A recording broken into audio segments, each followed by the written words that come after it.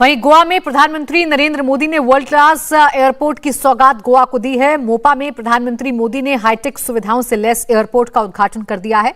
जिस एयरपोर्ट का उद्घाटन अभी हुआ है वो कई मायनों में खास है। इस हवाई अड्डे में 35 डोमेस्टिक और 18 इंटरनेशनल कनेक्टिविटी की क्षमता है। साथ ही साथ इसका रनवे दुनिया का सबसे बड़ा विमान संभालने में सक्षम है। इस एयरपोर्ट में 25,000 मीट्रिक टन कार्गो हैंडलिंग की कैपेसिटी है। आपको जानकारी दे दें कि मोपा इंटरनेशनल एयरपोर्ट की आधारशिला नवंबर 2016 में पीएम मोदी ने ही रखी थी। ये गोवा का दूसरा एयरपोर्ट है। पहला एयरपोर्ट डाबोलिम में है। 870 करोड़ रुपए की लागत से तैयार किया गया ये एयरपोर्ट कार्गो सेवाओं को भी पूरा करेगा।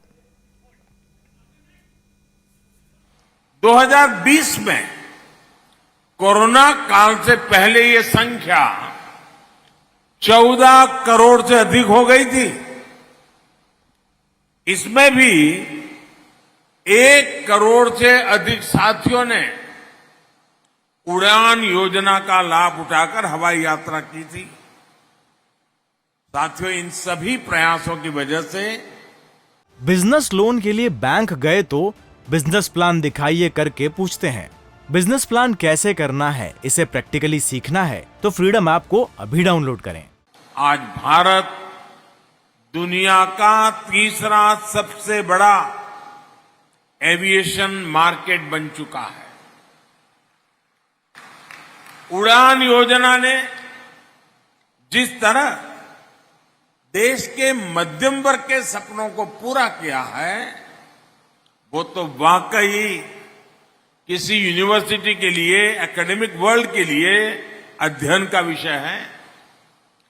बहुत साल नहीं हुए जब मध्यम वर्ग लंबी दूरी के लिए पहले ट्रेन का टिकट ही चेक किया करता था।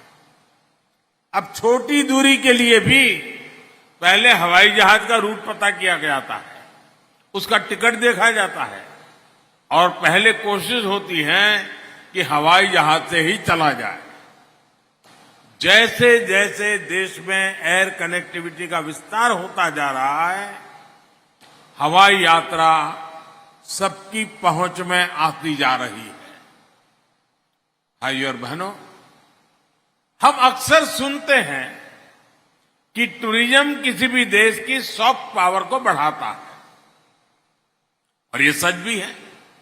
लेकिन ये भी उतना ही सच है कि जब किसी देश की पावर बढ़ती है तो दुनिया उसके विषय में ज्यादा जानना चाहती है। अगर उस देश में कुछ देखने के लिए है, जानने समझने के लिए है, तो दुनिया निश्चित रूप से अधिक आकर्षित होती है। आप अतीत में जाएंगे तो पाएंगे कि जब भारत समृद्ध था तब दुनिया में भारत को लेकर एक आकर्षण था। दुनिया भर से यात्री यहां आते थे, व्यापारी कारोबारी आते थे, स्टूडेंट्स आते थे। लेकिन बीच में गुलामी का एक लंबा कालखंड आया। भारत की प्रकृति, संस्कृति, सभ्यता वही थी, लेकिन भारत की छवि बदल गई। भारत को देखने का नजरिया बदल गया। जो लोग भारत आने के लिए आतुर रहते थे, उनकी अगली पीढ़ी को यह भी पता नहीं रहेगा कि भारत किस कोने में पड़ा है। साथियों, अब 21वीं सदी का भारत नया भारत है। आज जब भारत वैश्विक पटल पर अपनी नई छवि गढ़ रहा है, तब दुनिया का नजरिया भी तेजी से बदल रहा है।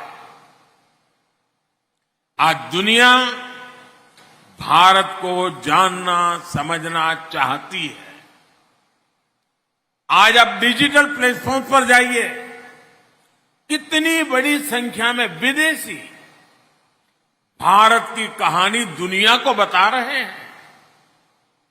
इन सभी बातों को ध्यान में रखते हुए अब बहुत जरूरी है कि देश में ईज ऑफ ट्रैवल उसको सुनिश्चित कर दिया जाए।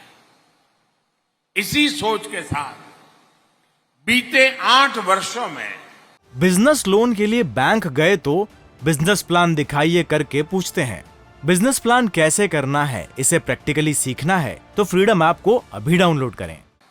भारत ने ईज ऑफ ट्रैवल बढ़ाने के लिए, अपने टूरिज्म प्रोफाइल का विस्तार करने के लिए हर संभव प्रयास किए हैं।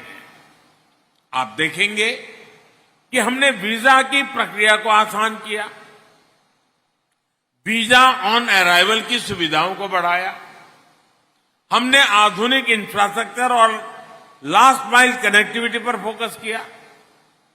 एयर कनेक्टिविटी के साथ ही digital connectivity, mobile connectivity, railway connectivity, हम सभी पर ध्यान दे रहे हैं। आज रेलवे से अधिकतर टूरिस्ट डेस्टिनेशन जुड़ रहे हैं। तेजस और वंदे भारत एक्सप्रेस जैसी आधुनिक ट्रेनों रेलवे का हिस्सा बन रही हैं। विस्टाडोम कोच, वो ट्रेनें पर्यटकों के अनुभव का विस्तार कर रही है।